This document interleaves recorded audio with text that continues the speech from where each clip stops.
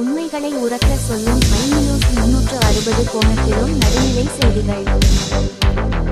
சீன விஞ்ஞானிகள் குழு ஒன்று திரவ உலோகம் மற்றும் மீள்தன்மை கொண்ட பாலிமர்களை லிக்விட் மெட்டல் பாலிமர் கண்டக்டர் இணைத்து எவ்வளவு இழுத்தாலும் உடையாத ஒரு புதிய வகை கடத்தியை உருவாக்கியுள்ளது.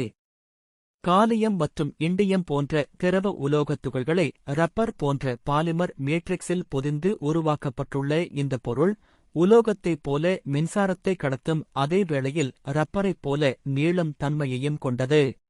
சாதாரண கடத்திகள் வளைக்கும் போதோ அல்லது இழுக்கும் போதோ உடைந்துவிடும்.